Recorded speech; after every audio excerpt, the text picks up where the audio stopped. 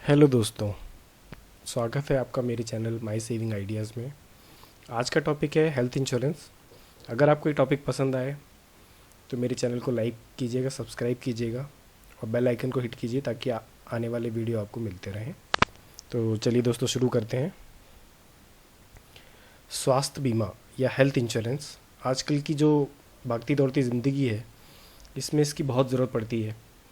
क्योंकि जिस तरह का लाइफस्टाइल हो गया है, जिस तरह का हमारा खान पान है, जिस तरह के पोल्यूशन वाली इन्वायरमेंट में या वातावरण में हम जी रहे हैं, तो स्वास्थ्य बीमा की ज़रूरत हमें कभी भी पड़ सकती है। स्वास्थ्य बीमा बेसिकली हमें हॉस्पिटल से लगने वाले खर्चों के लिए बहुत सहायक होता है।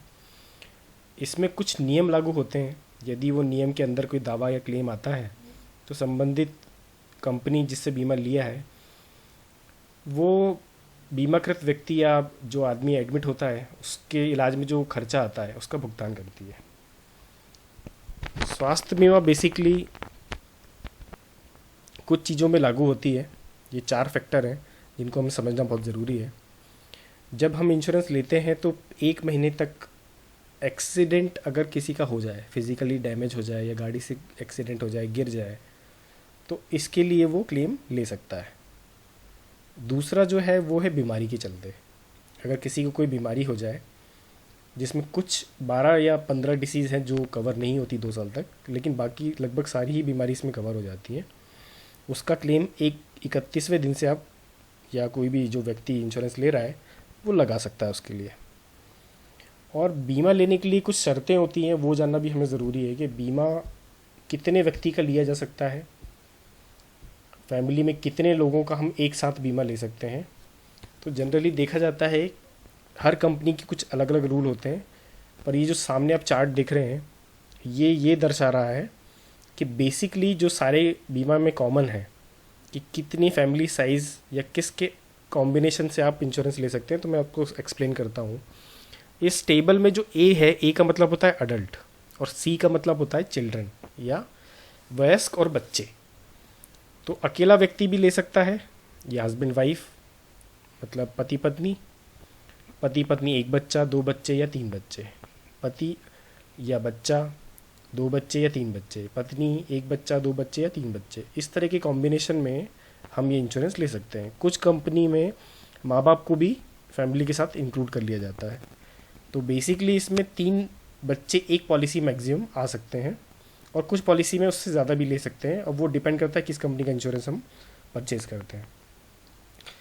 क्लेम लेने की जो प्रक्रिया है वो 2 तरह की होती है। एक होता है कैशलेस और एक होता है अदायगी या रीइंबर्समेंट। जब हम किसी कंपनी के नेटवर्क हॉस्पिटल में जाते हैं, अब नेटवर्क हॉस्पिटल क्या होता है? नेटवर्क हॉस्पिटल वो हॉस्पिटल कहलाते हैं जिनका कंपनी के साथ टाई अप है या उनकी शर्तों को उस हॉस्पिटल ने मान लिया है। जब भी कोई व्यक्ति उन हॉस्पिटल में जाके एडमिट होगा या वहाँ पे इलाज कराएगा तो कंपनी उनको डायरेक्ट पैसा पे करेगी जितना उसका क्लेम आएगा या जो उसकी भुगतान की राशि होगी। और रिएम्बर्समेंट का मतलब ये होता है कि जब कोई व्यक्ति नेटवर्क हॉस्पिटल में नहीं जाता है या टाई अप हॉस्पिटल में नहीं जाता है और वो किसी और हॉस्पिटल से इलाज कराता है, तो पहले उसको पूरा कैश में पैसा देना है या बिल चुकाने के बाद जो फाइल मिलेगी डिस्चार्ज की उसको कंपनी जमा करेगा और उसका 15 से लेकर 1 महीने के भीतर उसको वो क्लेम मिल जाता है। शर्त ये है कि जो जो पेपर मांगे जाते हैं वो पूरे पेपर उसमें सबमिट करना होता है। जनरली इसमें बिल्स, डिस्चार्ज समरी और डॉक्टर की सारी रिपोर्ट्स, एडमिट कब हुए, कब डिस्चार्ज हुए, प्रीवियस अगर कोई जांच हुई है तो, या डॉक्टर ने कोई प्रिस्क्रिप्शन लिखा है तो इन सब की डिटेल उसमें लगती है। या दुर्घटना अगर हो जाए या एक्सीडेंट हो जाए तो एफआईआर की कॉपी भी उसमें लगानी पड़ सकती है। दूसरा, स्वास्थ्य बीमा की जो विशेषता है वो भी हम समझ लेते हैं। स्वास्थ्य बीमा अगर आपको लेना है या उसका क्लेम एप्लीकेबल किस कंडीशन में होता है वो हमें समझना है। तो स्वास्थ्य बीमा 24 घंटे का अगर हॉस्पिटलाइजेशन होता है या 24 घंटे के लिए हम अगर अस्पताल में भर्ती होते हैं तो ये इसकी पहली शर्त होती है।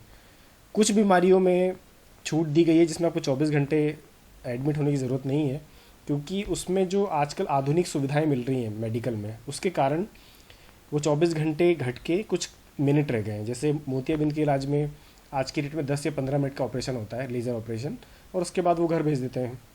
तो इस तरह के कई मेडिकल एडवांसमेंट के कारण ट्रीटमेंट उपलब्ध हो चुके हैं जो पहले उसमें हफ्तों लग जाते थे, तो इन सब में भी छूट दी गई कंपनी की तरफ से।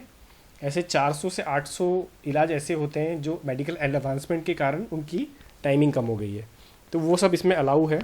अगर उसमें 24 घंटे नहीं भी एडमिट होते तो भी उसका क्लेम कंपनी देती है।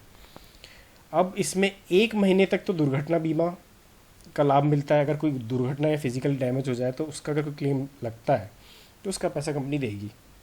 कुछ बीमारी विशेष छूट होती है, जो मैंने आपको बताया 400 से 800 प्रकार की होती है।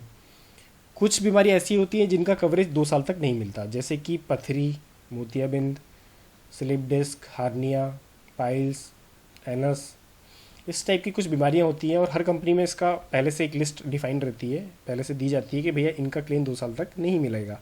आपने कभी भी इंश्योरेंस लिया हो, अगर आपको इनका क्लेम लेना है तो 2 साल के बाद अगर आपको ये तकलीफ़ आती है तो आप इनका क्लेम ले सकते हैं।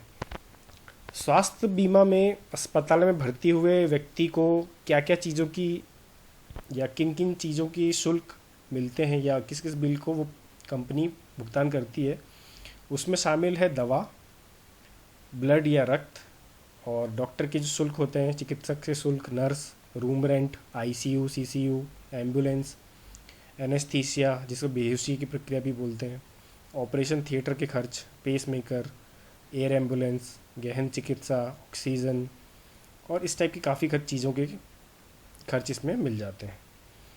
और अगर मान लीजिए कोई व्यक्ति अंगदान करता है तो उसको भी इस खर्च में शामिल किया जाता है। अब वो कंपनी पे डिपेंड करता है कि कौन सी कंपनी का प्लान है, तो 10% से लेकर उससे अधिक भी ये क्लेम लगा सकते हैं। अब स्वास्थ्य बीमा से जुड़ी कुछ अहम बातें या इंपॉर्टेंट पॉइंट क्या होते हैं वो हम समझ लेते हैं। स्वास्थ्य बीमा से संबंधित सभी जानकारी बीमा लेते समय हमें उस कंपनी को देख लेना चाहिए, ताकि क्लेम लेते समय कोई परेशानी ना हो। कि भैया अगर 1 महीने का वेटिंग पीरियड है वो हम देख लें, कौन सी डिसीज़ कवर नहीं होगी वो देख लें, नेटवर्क हॉस्पिटल उसमें कितने हैं, कंपनी क्लेम रेशियो कैसा है, कंपनी का किस किस शहर में कवरेज है और कितने बड़े बड़े हॉस्पिटल में उनका टाई अप है, ये सब चीज़ें जान लेना बहुत अच्छा रहता है।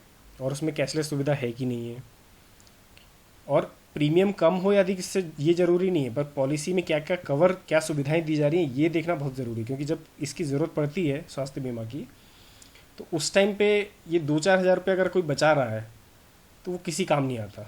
क्योंकि मान लीजिए अगर किसी को हार्ट अटैक आ गया, उसको 4 लाख की ज़रूरत पड़ जाती है और उसने सिर्फ 1 ही लाख का इंश्योरेंस करके रखा हुआ है, तो वो आगे चल के उसको बहुत महंगा पड़ सकता है। तो बेटर ये है कि पूरी फैमिली के लिए एक अच्छा और जितना ज़्यादा हो सके कवरेज लेना चाहिए, ताकि अगर कभी ज़रूरत पड़ जाए तो पूरा क्लेम मिल सके उसको। स्वास्थ्य बीमा ऐसी कंपनी से लेना चाहिए जिसमें सारी सुविधाएं हो। Stand alone health insurance company बोलते हैं बेसिकली उसको, जो सिर्फ स्वास्थ्य बीमा में ही डील करती है। इससे फ़ायदा ये होता है कि हमें जो जो चीज़ की ज़रूरत पड़ती है स्वास्थ्य बीमा में, वो सारे कवरेज इन कंपनियों में मिल जाते हैं।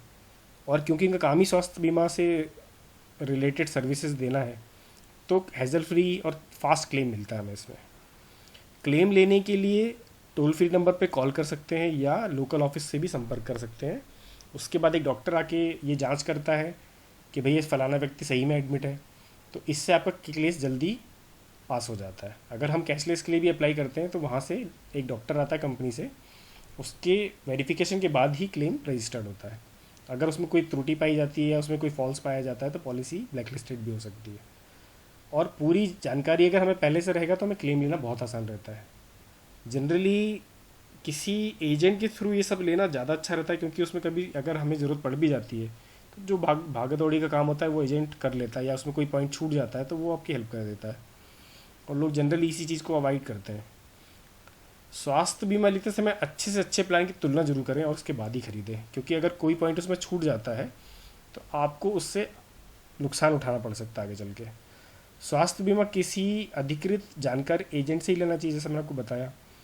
उसकी सलाह लेने से आपको ये होगा कि आपको जो एक्चुअल में हेल्थ इंश्योरेंस की ज़रूरत है वो आपको मिल पाएगा, और हो सकता है कम कॉस्ट में भी पड़ जाए आपको। बीमा लेते समय अच्छी कंपनी से लेना चाहिए जिसका क्लेम रेशियो भी अच्छा हो। पुरानी बीमारी अगर आपको कोई है तो उसकी जानकारी कंपनी को ज़रूर देना चाहिए, ताकि जब आप उसका क्लेम लेना हो तो एक टाइम के बाद वो क्लेम भी हम रजिस्टर कर सकें। क्योंकि जनरली क्या होता है, जब लोग स्वास्थ्य बीमा लेते हैं तो तो उसमें पुरानी बीमारी की जानकारी नहीं देते और बाद में फिर कंपनी को बोलते हैं कि आपने क्लेम नहीं दिया। तो इसीलिए उसकी पूरी कंडीशन पहले समझ लेना चाहिए, और जो भी आपकी स्वास्थ्य की कंडीशन है, या आपको कोई बीमारी या कोई टैबलेट खाते हो या कभी पहले एक्सीडेंट हुआ है, कुछ भी तकलीफ आई है, तो ये पूरी जानकारी स्वास्थ्य बीमा में देना अच्छा होता है। यदि किसी व्यक्ति का उस की ग्रुप कंपनी, मतलब जैसे कि किसी कंपनी में जॉब कर रहा है, वहाँ से कोई बीमा मिला हुआ है, तो उसके अलावा भी उसको पर्सनली अपना एक पर्सनल फैमिली फ्लोटर प्लान लेके रख लेना चाहिए। अब इससे फ़ायदा क्या होता है भाई, ग्रुप कंपनी की एक लिमिट होती है कि उसमें एम्प्लॉय की कैटेगरी के हिसाब से उसको क्लेम मिलेगा। और मान लीजिए कभी कंपनी छोड़ के चला जाए व्यक्ति, तो खुद का जो उसका इंश्योरेंस लिया हुआ है फैमिली फ्लोटर, जो उसने खुद परचेज़ किया था, तो उसको हमेशा लाइफ टाइम के लिए उससे क्लेम लेने के लिए सुविधा मिलती रहेगी। और group insurance company, group company में जो इंश्योरेंस होता है वो हो सकता है कंपनी अगले साल रिन्यू ना करे, तो आप बिना कवरेज के रहें, इससे तो बेटर है कि आप अपने लिए खुद के लिए खुद की प्रॉपर्टी समझ के एक पॉलिसी ले लें, ताकि इसको लाइफ टाइम आप कंटिन्यू कर सकें। क्योंकि अगर कोई बीमारी हो गई तो कई बार ऐसा भी होता है कंपनी आपको क्लेम देती ही नहीं है या पॉलिसी ही नहीं देती, क्योंकि आपको इतनी हो सकता है गहन बीमारी हो जाए, अस्थमा टाइप, या कैंसर हो जाए, मिर्गी हो जाए, इस टाइप की कई ऐसी डिसीज़ होती हैं जिसमें पॉलिसी मिलती ही नहीं है। कैशलेस पॉलिसी लेना एक अच्छा विकल्प है, क्योंकि इससे एडमिट होते ही तुरंत आपको क्लेम मिलने में हेल्प हो जाती है। अब इसमें और भी कुछ खास पहलू है, वो समझ लेते हैं हम। 24 घंटे तो इसमें कंपलसरी है ही भर्ती होना, उसके बाद ही आप क्लेम रजिस्टर कर सकते हो, कुछ चीज़ों को छोड़ के। अस्पताल में भर्ती होने से 60 दिन पहले भी अगर आपने किसी डॉक्टर को दिखाया है और उसमें कोई खर्चा आया है, तो जब हम एडमिट होते हैं तो उसका बिल भी इसमें सबमिट कर सकते हैं। और जब हम हॉस्पिटल से डिस्चार्ज होकर घर जाते हैं, तो 90 दिनों तक का जो खर्चा है उसका भी भुगतान हम इसमें ले सकते हैं। यदि किसी व्यक्ति को पहले से ही बीमारी है तो इसमें उसकी सुरक्षा मिलती है, लेकिन हर कंपनी कितने साल बाद उसको कवर करेगी इसकी जानकारी सिर्फ प्लान के अकॉर्डिंगली अपन को मिलेगी। मतलब कि मान लीजिए किसी को शुगर है, तो स्टार हेल्थ जैसी कंपनियां लगभग 4 साल में उसको कवर करती हैं, और HDFC एर्गो उसको 3 साल में कवर करती है। तो इस तरीके से हर कंपनी के अलग अलग पॉइंट होते हैं, उसको ध्यान में रख के ही क्लेम के लिए रजिस्टर करना चाहिए, और उसके बाद ही प्लान लेना चाहिए कि हमें कौन सा सूट कर रहा है। स्वास्थ्य बीमा में अगर मान लीजिए कोई 1 साल तक क्लेम नहीं लेता है, तो उसको बोनस की राशि भी उसमें ऐड होती है। मतलब जो आप बीमा धन लेते हैं, जिसको सम इंश्योर्ड बोलते हैं, तो मान लीजिए किसी ने 3 लाख का सम इंश्योर्ड लिया है और कंपनी उसमें हर साल 25% का बोनस देती है, तो 75,000 रुपये उसके हर साल उसमें ऐड होते रहेंगे। अब ये डिपेंड करता है किस कंपनी का प्लान है, उसके अकॉर्डिंगली उसमें ये बोनस की राशि जुड़ती रहती है। और स्वास्थ्य बीमा में टैक्स की छूट भी मिलती है, जो 80D सेक्शन में आता है, जो आपके 1.5 लाख से ऊपर वाले सेक्शन में जाता है। इसमें आप अभी 30,000 तक, तो जहाँ तक मुझे जानकारी 30,000 तक का तो आप प्रीमियम का क्लेम 80D में ले सकते हैं, मतलब उसमें आप टैक्स की छूट ले सकते हैं। वरिष्ठ नागरिकों के लिए भी कुछ प्लान अवेलेबल है, क्योंकि मैक्सिमम कंपनियां 60 से ऊपर व्यक्ति को पॉलिसी देने में थोड़ा सा हिचकिचाती हैं, क्योंकि जितना बॉडी पुरानी होती जाती है, आदमी की उम्र बढ़ती जाती है, तो क्लेम के चांसेस बढ़ते चले जाते हैं।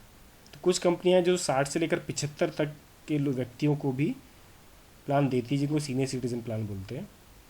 अभी जो पॉलिसी है उन सभी पॉलिसी में लगभग कोविड के लिए तो सारी पॉलिसी में पात्रता है ही। अगर कोविड का कोई कैंसर, कोई अगर केस आता है, तो वो उसमें पास हो सकता है, क्योंकि वो एक तरह का वायरस है, और वायरस इसमें पहले से ही कवर्ड है। कैंसर के लिए भी अलग से पॉलिसियाँ बनती हैं। अगर किसी का बाईपास हो जाए या दिल का कोई ऑपरेशन हुआ हो, तो उनके लिए भी अलग से पॉलिसीज़ मिलती हैं। पूरी फैमिली के लिए जो प्लान होता है उसको फैमिली फ्लोटर बोलते हैं। और कुछ पॉलिसीज़ में बच्चे के जन्म या मैटरनिटी कवर के लिए भी फैसिलिटी दी जाती है। मान लीजिए किसी ने पॉलिसी ली, तो 9 महीने बाद भी वो, अगर कोई बच्चा हो रहा है उनको, तो उसके लिए क्लेम वो लाइबल है, पे कर सकता है, मतलब कंपनी उसके लिए क्लेम देती है। और आज अभी तो 1 करोड़ तक की पॉलिसी के भी ऑप्शन है, मतलब 1 करोड़ की अगर पॉलिसी लेना हो तो इसमें ऑप्शन आ गया है। कम बीमा प्रीमियम वाली भी कंपनियां हैं, पॉलिसीज़ हैं, तो जैसा आपकी बजट बोलता है उस तरीके से आप पॉलिसी ले सकते हैं। दुर्घटना बीमा के लिए भी पॉलिसी अलग से मिल जाती है, जिसे मृत्यु होने के बाद भी फैमिली को वित्तीय सहायता मिल जाती है, जिसको एक्सीडेंटल इंश्योरेंस बोलते हैं। 1 करोड़ का, 2 करोड़ का, कितना भी हम ले सकते हैं एज़ पर द इनकम। ये भी स्वास्थ्य बीमा कंपनी हमें प्रोवाइड कराती है।